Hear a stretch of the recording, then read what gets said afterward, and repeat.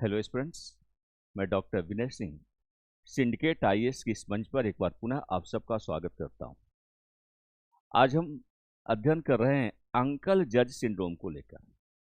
दरअसल में जो अंकल जज सिंड्रोम का मामला है, यह उस समय से वातावरण में प्रचलित हुआ है। ऐसा तो नहीं सबका पहली बार प्रयोग हो रहा है, पहले भी इसका प्रयोग होता रहा है, लेकिन विशेष रूप से जब से दिल्ली उच्च न्यायालय के न्यायाधीश न्यायमूर्ति यशवंत वर्मा के घर पर अधजले नोटों की गड्डियां मिली हैं, तब से यह शब्द जो है आमतौर पर लोगों के जुबान पर रच बस गया है।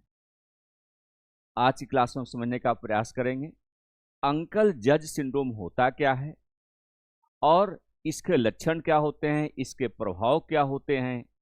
इन तमाम बातों की तहकीकात आज क्लास की प्रमुख विशेषता होने वाली है।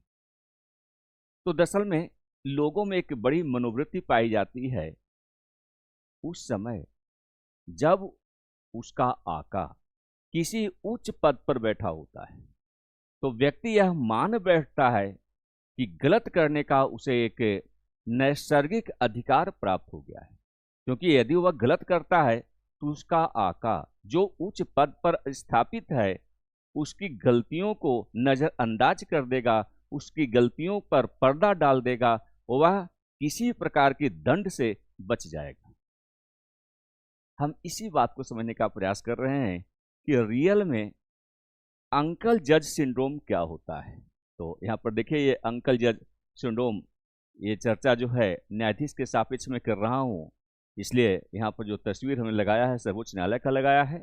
और एक तरह से कहीं ना कहीं जो न्यायाधीश दिल्ली उच्च न्यायालय के वर्तमान न्यायाधीश जिनका कि स्थानांतरण का आदेश जारी हुआ है, कॉलेजियम ने एक जो है रिपोर्ट भेज दिया है केंद्र सरकार को कि न्यायाधीश जो दिल्ली उच्च न्यायालय के न्यायाधीश न्यायमूर्ति यशवंत वर्मा हैं, उनका स्थानांतरण दिल्ली उच्च न्यायालय से इलाहाबाद उच्च न्यायालय कर दिया जाए।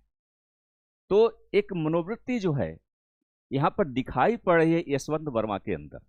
शायद उनको लग रहा होगा कि मैं खुद न्यायाधीश, सुप्रीम कोर्ट तक उनके संपर्क में अन्य न्यायाधीश बैठे हुए हैं, उनके आका बैठे हुए हैं, तो ऐसे में उनके गुनाहों पर आमतौर पर पर्दा डाल दिया जाएगा। वे गुनाह जो है छिप जाएंगे जो उन्होंने किया है। नोटों की गड्डियां जो उनके घर पे मिली है, निश्चित रूप से ये बहुत बड़े भ्रष्टाचार का एक बड़ा संकेत है।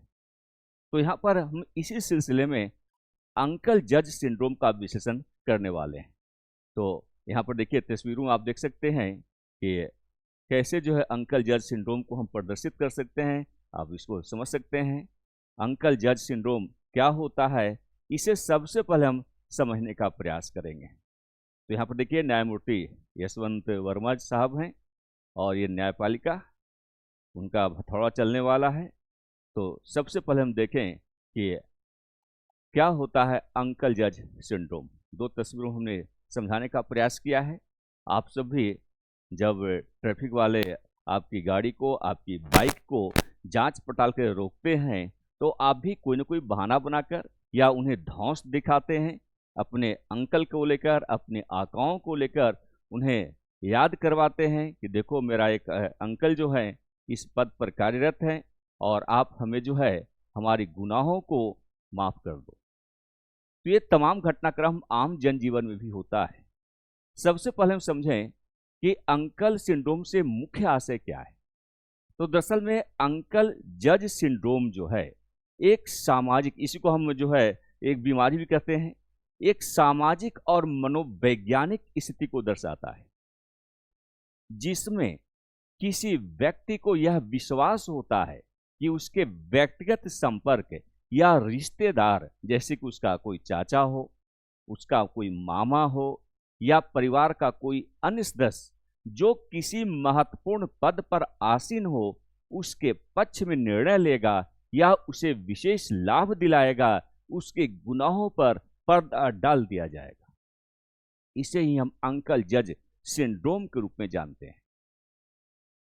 यदि किसी व्यक्ति को विश्वास हो कि अदालत में उसके पक्ष में निर्णय सिर्फ इसलिए होगा क्योंकि उसका कोई करीबी जज है, न्यायाधीश के पद पर आसीन है, तो हम इसे ही अंकल जज सिंड्रोम के रूप में जानते हैं। इसी प्रकार अगर आप देखें किसी परीक्षा या इंटरव्यू में यह उम्मीद करना कि रिश्वत या जान पहचान के आधार पर उसका चयन हो जाएगा, यह भी मानसिकता जो है अंकल जज सिंड्रोम का ही एक बड़ा उदाहरण है। और यह मानसिकता न्यायपालिका, सरकारी संस्थानों या अन्य महत्वपूर्ण निर्णय निर्माण प्रक्रियाओं में पक्षपात और अनुचित लाभ की उम्मीद से जुड़ी हुई होती है। यह एक ऐसा सिंड्रोम है जो समाज में पारदर्शिता, निष्पक्षता और योग्यता आधारित प्रणाली के लिए एक चुनौती है। तो ये गंभीर विषय है, गंभीर मामला है, और आमतौर पर व्यक्ति जो है अंकल जज सिंड्रोम से प्रभावित होता है। हर व्यक्ति जब कोई गुनाह करता है तो उससे बचने के लिए, उस पर पर्दा डालने के लिए अपने आका का इस्तेमाल करने का वो प्रयास करता है, वह धौंस जमाने का प्रयास करता है जिससे कि उसके गुनाहों पर पर्दा डाला जा सके। अब हम ये समझने का प्रयास करें कि इसके मुख्य लक्षण क्या हैं। अंकल जज सिंड्रोम के जो मुख्य लक्षण हैं उसे हम सबसे पहले देखें तो इस प्रकार के जो बीमारी जो है, इसमें हम भरोसे का अतिरेक, ये इसका पहला लक्षण है। दरअसल होता क्या है, व्यक्ति को यह भरोसा होता है कि उसका अंकल जज या अंकल अधिकारी या उसका करीबी व्यक्ति उसे कानूनी या प्रशासनिक मामलों में मदद करेगा। तो ये क्या है, भरोसे का अतिरेक है। वो भरोसा, अगर उसका कोई वास्तव में उसका कोई रिश्तेदार, उसका कोई परिवार का सदस्य है, उसका कोई अंकल उच्च पद पर स्थापित है, तो निश्चित रूप से यहाँ पर उस व्यक्ति के सापेक्ष गुनाह करने वाला व्यक्ति उसके भरोसे को तोड़ने का प्रयास करता है। तो एक लक्षण तो इसमें यह दिखाई पड़ता है। दूसरा है पक्षपात और अनुचित लाभ की अपेक्षा इसमें दिखाई पड़ती है। जैसे होता क्या है कि जब कोई व्यक्ति कोई गुनाह करता है तो ऐसे में व्यक्ति को यह उम्मीद रहती है कि उसके संबंधों के आधार पर न्याय या लाभ मिलेगा, भले ही वह योग्यता के अनुसार न हो। तो इसमें पक्षपात और अनुचित लाभ की भी अपेक्षा की जाती है। और साथ ही हम न्यायिक व्यवस्था में अविश्वास यहां पर पनपता है, कारण कि अगर न्यायपालिका का स्तर क्या है, न्याय जो है सबके लिए समान रूप से होना चाहिए। लेकिन जहां पर अंकल जज सिंड्रोम का प्रश्न है, वहां पर अगर कोई न्याय पक्षपातपूर्ण ढंग से किया गया हो तो निश्चित रूप से इससे न्यायिक व्यवस्था में अविश्वास उत्पन्न होता है। इससे न्यायिक और प्रशासनिक व्यवस्था की जो निष्पक्षता है उस पर सवाल उठते हैं, क्योंकि इससे पक्षपात की भावना को बल मिलता है। इसी प्रकार हम देखते हैं कि भ्रष्टाचार को भी बढ़ावा यहां से मिलता हुआ दिखाई पड़ता है। दरअसल में जब लोग व्यक्तिगत संबंधों के आधार पर फैसलों की उम्मीद करते हैं, न्याय पाने की चाहत रखते हैं, तो इससे भ्रष्टाचार और भाई भतीजावाद, जिसको हम नेपोटिज्म के रूप में जानते हैं, को प्रोत्साहन मिलता है। तो यहाँ पर जो अंकल जज सिंड्रोम है वह वास्तव में बहुत ही बड़ी सामाजिक बुराई है, और इसका प्रयोग हर व्यक्ति करने का प्रयास करता है आमतौर पर। लेकिन अगर ऐसा प्रयास जो है एक न्यायाधीश कर रहा हो तो ये विषय बहुत ही गंभीर बन जाती है, या आप कह सकते हैं कि ये मामला जो है, मामले की गंभीरता का आकलन करना शायद नामुमकिन हो जाता है। समझिए कि जो न्यायाधीश इस सिंड्रोम से पीड़ित रहा हो, वो अब तक अपने जीवन काल के दौरान कितने निर्णय सुना दिया होगा, और उस निर्णय में कहीं न कहीं पक्षपात का उसने पालन किया होगा। तो जो भी उनके बेंच से निर्णय जो सुनाए गए होंगे, जो जजमेंट आए होंगे, उसमें कहीं न कहीं जो है कोई ना कोई खामियां अवश्य रही होगी, या पक्षपातपूर्ण ढंग से ऐसे जज जो है निर्णय दिया होगा। अब हम इसके प्रभावों का यदि अवलोकन करें कि अंकल जज सिंड्रोम का प्रभाव क्या हो सकता है, तो दरअसल में इसका जो प्रभाव है इसका विस्तार से हम चर्चा करेंगे। ये जो अंकल जज सिंड्रोम है ये न्यायपालिका और प्रशासन में पारदर्शिता और निष्पक्षता पर नकारात्मक प्रभाव डालता है। साथ ही समाज में समानता और कानून के शासन, जिसको हम रूल ऑफ लॉ कहते हैं, ये सिद्धांत का यह एक बड़ा उल्लंघन इसे माना जाता है, एक बहुत बड़ा उल्लंघन होता है इससे। इसी प्रकार जो योग्य लोग हैं, मेहनती लोग हैं, उनके अवसरों में इससे कमी आती है। योग्यताधारी व्यक्ति जो है वो बाहर बैठा रहता है, जो कम योग्यता वाले लोग हैं वो उच्च पदों पर आसीन हो जाते हैं या उन्हें मनोवांछित लाभ मिल जाता है। तो इसका जो प्रभाव है समाज के स्तर पर, इसका जो प्रभाव है उससे हमारा समाज वास्तव में न्याय के सिद्धांतों से विरत होता हुआ दिखाई पड़ता है। इसी प्रकार अगर हम इसके कुछ उदाहरणों की बात करें, इसके कुछ प्रमुख उदाहरण क्या हो सकते हैं, तो दरअसल में कुछ प्रासंगिक उदाहरण की चर्चा हम यहाँ पर कर रहे हैं। जो अंकल जज सिंड्रोम है इसके क्या क्या उदाहरण, उसने कहाँ कहाँ पर दिखाई पड़ते हैं।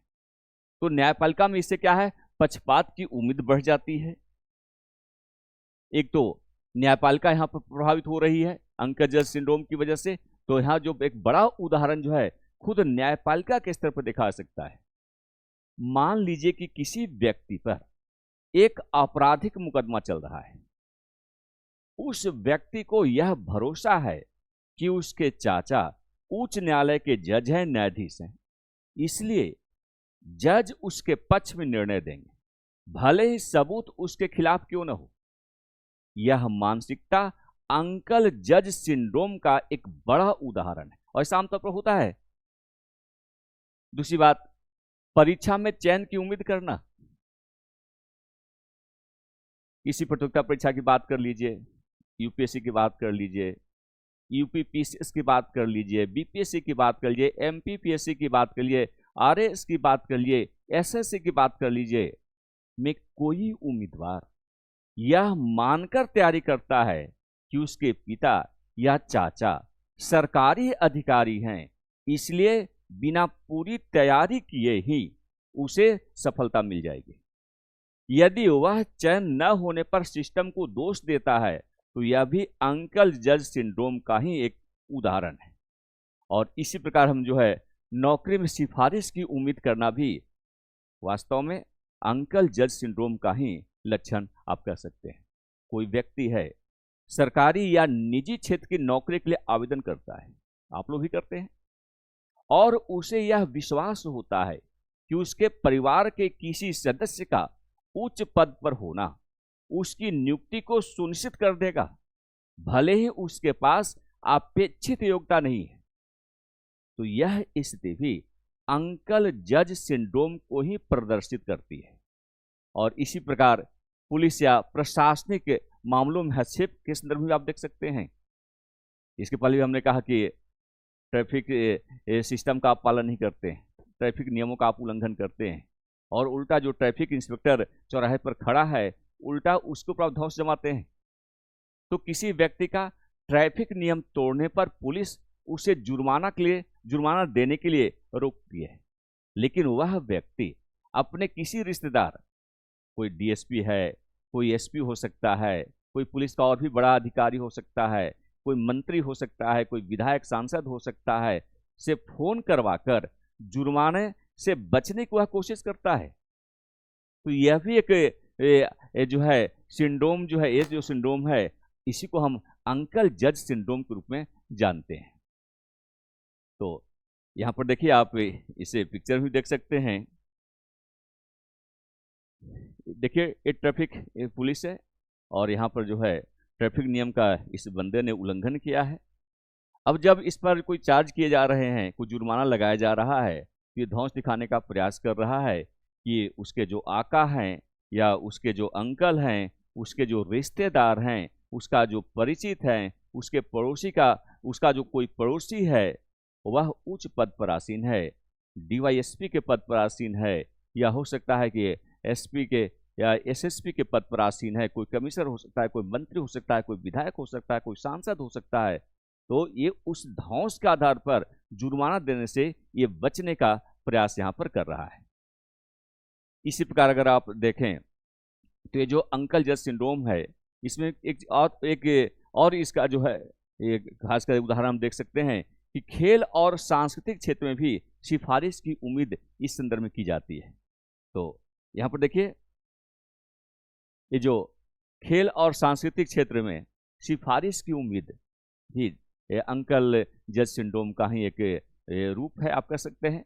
कोई खिलाड़ी को टीम में चयन की उम्मीद सिर्फ इसलिए है क्योंकि उसके पिता या उसके चाचा खेल महासंघ के पदाधिकारी हैं। भले ही उसके प्रदर्शन का स्तर औसत दर्जे का हो, लेकिन वह उम्मीद पाले होता है कि सिलेक्शन अगर होगा तो उसी का होगा, किसी और का नहीं होगा। सबसे पहले उसका होगा, किसी और का हो चाहे नहीं हो, लेकिन उसका अवश्य होगा। इसी प्रकार कोई कॉन्ट्रैक्ट से ठेके और सरकारी कार्यों में लाभ उठाने का कोई प्रयास करता है। आमतौर पर जो सरकार के कार्य होते हैं उसे संपन्न करने के लिए कॉन्ट्रैक्ट बेसिस पर काम दिए जाते हैं। अब कोई कॉन्ट्रैक्टर है, वो सोर्स सिफारिश करवाता है, तो यहाँ पर भी जो है जो व्यवसायी है उसको भी यह विश्वास होता है कि उसके जानने वाले जो मंत्री हैं या उसका जो जानने वाला कोई अधिकारी है, उसकी सिफारिश पर उसे सरकारी ठेका आसानी से मिल जाएगा। भले उसकी बोली सबसे अच्छी न हो, फिर भी वो उम्मीद पाले बैठा और ऐसा होता है। तो यहाँ पर भी हम अंकल जज सिंड्रोम को देखते हैं। ये जो है व्यक्ति जो है अंकल जज सिंड्रोम से प्रभावित है। और इसी प्रकार न्यायिक प्रक्रिया में पक्षपात की उम्मीद करके बैठना भी अंकल जज सिंड्रोम का ही लक्षण है। किसी भूमि विवाद में आप देख सकते हैं, एक पक्ष को यह उम्मीद होती है कि उनके परिवार के किसी सदस्य का प्रभाव न्यायाधीश पर है, इसलिए निर्णय उनके पक्ष में आएगा, भले ही सबूत उसके खिलाफ क्यों न हो। तो यह भी अंकल जज सिंड्रोम के तहत ही हम रखते हैं। तो अभी आपने देखा कि क्या क्या इसमें जो है स्थितियां देखने को मिलती है।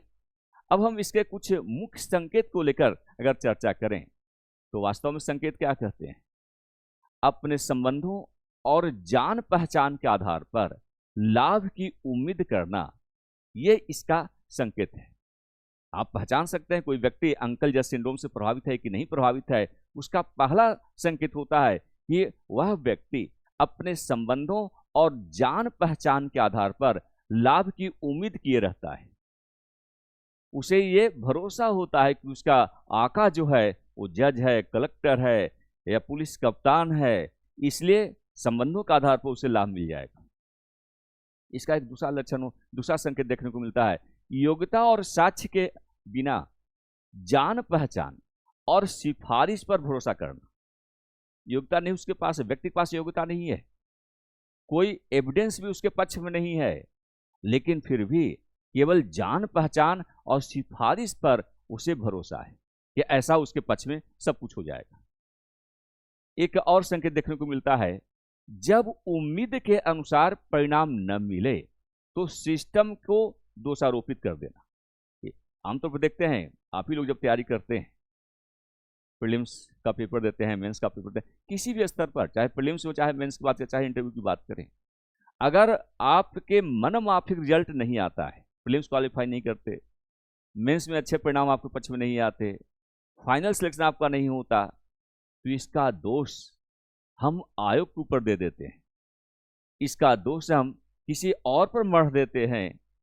तो यह संकेत भी अंकल जज सिंड्रोम का है। तो ये सभी उदाहरण जो है अंकल जज सिंड्रोम की मानसिकता को प्रदर्शित करते हैं, जो कि योग्यता, पारदर्शिता और निष्पक्षता के लिए गंभीर चुनौती है।